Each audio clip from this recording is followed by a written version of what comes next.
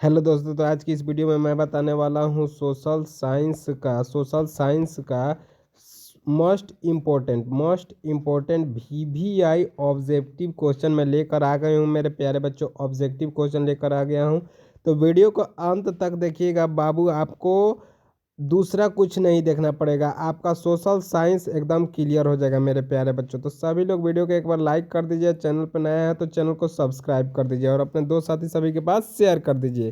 First question है मेरे प्यारे बच्चों, पहला क्वेश्चन है कि यंग इटली की स्थापना कब हुई थी। यंग इटली की स्थापना कब हुई थी, तो याद रखिएगा 1831 ईस्वी में हुई थी यंग इटली की स्थापना। ठीक है मेरे प्यारे बच्चों, चलिए नेक्स्ट प्रश्न की ओर आगे बढ़ते हैं। कह रहा है कि रालेट एक्ट किस वर्ष पारित हुआ। रालेट एक्ट जो था वो किस वर्ष पारित हुआ, तो 1919 में। याद रखिएगा, बिल्कुल राइट, ऑप्शन नंबर बी हो जाएगा। चलिए नेक्स्ट प्रश्न की ओर आगे बढ़ते हैं मेरे प्यारे बच्चों। कह रहा है अनामी दल की स्थापना किसने की थी।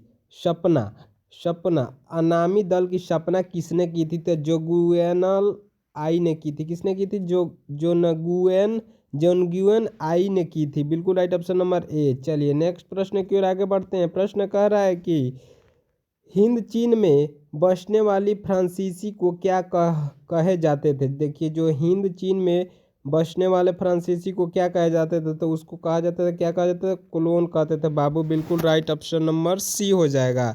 चलिए नेक्स्ट प्रश्न की ओर आगे बढ़ते हैं। नेक्स्ट प्रश्न कह रहा है कि बाबू, कह रहा है लाल बाल पान में कौन शामिल नहीं है। लाल बाल पाल में लाल बाल पाल में कौन शामिल नहीं है, तो वह है लाला हरदयाल शामिल नहीं है। ठीक है, चलिए नेक्स्ट प्रश्न की ओर आगे बढ़ते हैं। कह रहा है बाबू कि तीन कठिनाइयाँ व्यवस्था किस प्रकार की खेती पर प्रचलित की गई थी। तीन कठिनाइयाँ व्यवस्था किस प्रकार की खेती पर प्रचलित की गई थी, तो वह नील की खेती पे। किसके बाबू, नील की खेती पे। याद रखिएगा, बहुत इंपॉर्टेंट क्वेश्चन मैं बता रहा हूँ, सभी इंपॉर्टेंट क्वेश्चन है। मैं बार बार बोलता हूँ, जन्म ईस्वी वाला क्वेश्चन को बाबू एकदम बिल्कुल रट जाइएगा। बंगाल का विभाजन कब हुआ। बंगाल का जो विभाजन है कब हुआ था, तो 1905 ईस्वी में हुआ था। बिल्कुल राइट, ऑप्शन नंबर बी होगा। चलिए नेक्स्ट प्रश्न की ओर आगे बढ़ते हैं बाबू। नेक्स्ट प्रश्न कह रहा है कि औपनिवेशिक भारत की वाणिज्यिकी राजधानी कौन थी। कह रहा है कि औपनिवेशिक भारत की वाणिज्यिक की राजधानी कौन थी, तो वह थी बाबू मुंबई। बिल्कुल राइट, ऑप्शन नंबर ए हो जाएगा। चलिए नेक्स्ट प्रश्न की ओर आगे बढ़ते हैं। कह रहा है कि विश्रेया आयरन एंड स्टील कंपनी कहाँ है।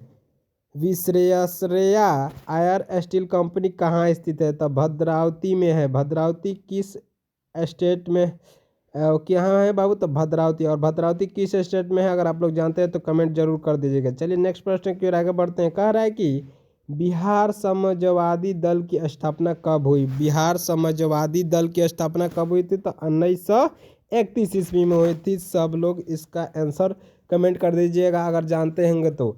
चलिए नेक्स्ट प्रश्न की ओर आगे बढ़ते हैं बाबू, बहुत इंपॉर्टेंट क्वेश्चन है। मुंबई में तारापुर परमाणु विद्युत गृह की स्थापना कब हुई थी। परमाणु मुंबई में तारापुर परमाणु विद्युत गृह की स्थापना कब हुई थी, तो 1955 में हुई थी। बिल्कुल राइट, ऑप्शन नंबर ए हो जाएगा।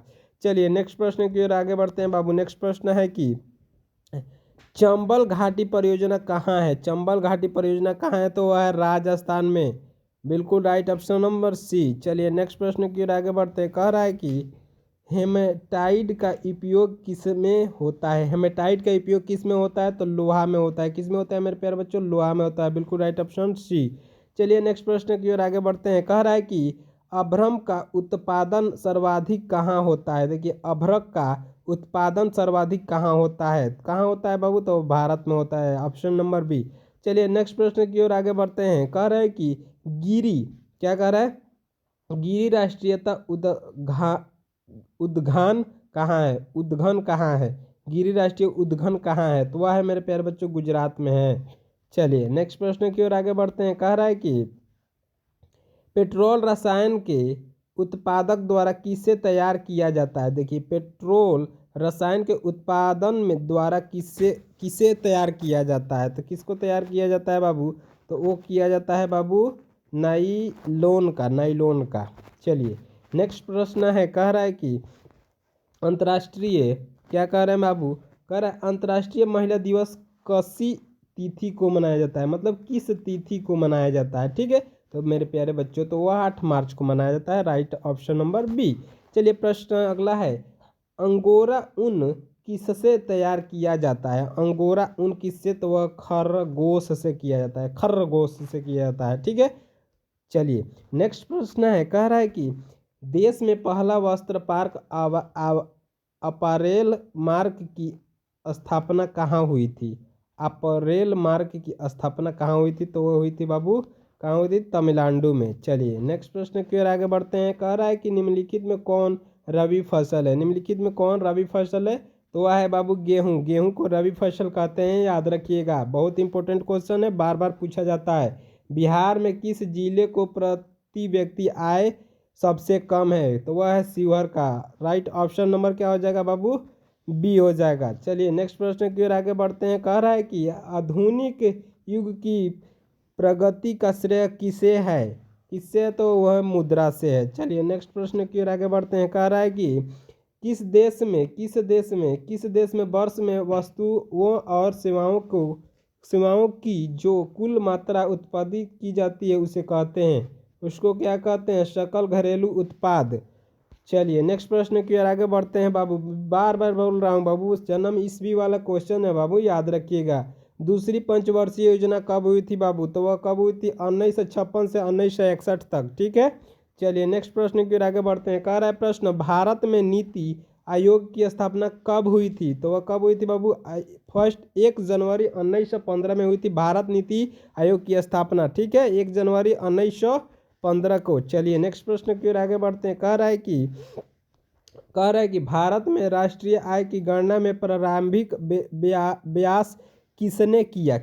तो वो किया था बाबू दद्दा भाई नौरोजी ने किया था। चलिए नेक्स्ट प्रश्न की ओर आगे बढ़ते हैं, कह रहा है भारत में नोट कौन कौन जारी करता है? भारत में नोट कौन जारी करता है? तो भारतीय reserve bank of India, reserve bank India, याद रखिएगा, रिजर्व बैंक इंडिया जारी करती है। ठीक है, चलिए नेक्स्ट प्रश्न है, कह रहा है कि साख के मुख्य आधार होते हैं। देखिए साख के मुख्य आधार क्या होते हैं बाबू?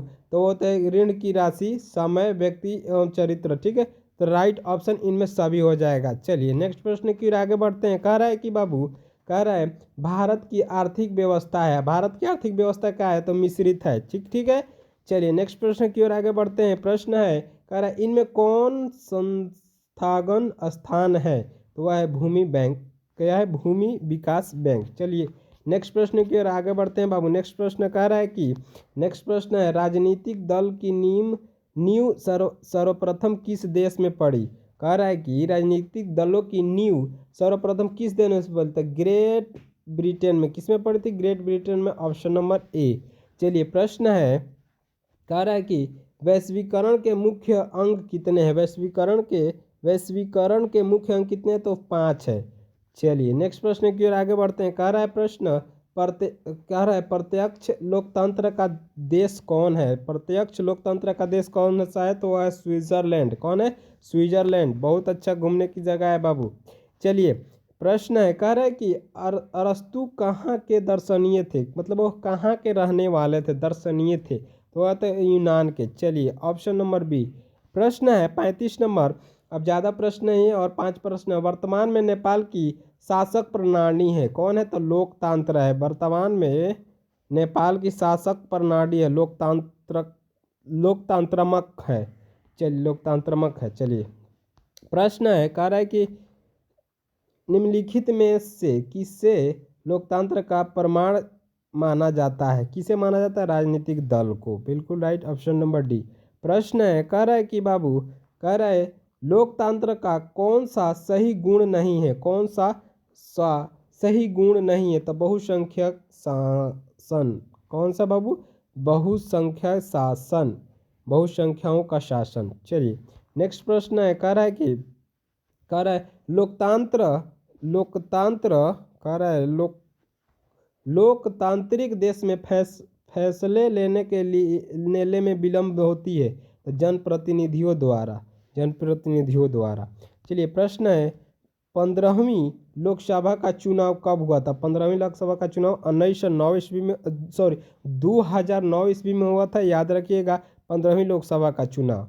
चलिए प्रश्न है, कह रहा है कि एक उत्तरदायी एवं वैध शासन है, कौन सा है? तो वह है लोकतांत्रिक का। बिल्कुल राइट, ऑप्शन नंबर ए हो जाएगा। चलिए लास्ट प्रश्न है हमारा, कह रहा है कि निम्नलिखित में कौन भारतीय किसान यूनानी के नेता थे? तो वह कौन थे मेरे प्यारे बच्चों? महेंद्र सिंह टिकैता। कौन थे? महेंद्र सिंह टिकैता। मेरे प्यारे बच्चों, अगर वीडियो अच्छा लगा तो वीडियो को लाइक कर दीजिए, सभी वीडियो को लाइक कर दीजिए, और चैनल पर नए हैं तो चैनल को सब्सक्राइब कर दीजिए, अपने दोस्त साथी सभी के पास शेयर कर दीजिए। और फिर मिलेंगे नेक्स्ट वीडियो में, तब तक के लिए जय हिंद जय भारत।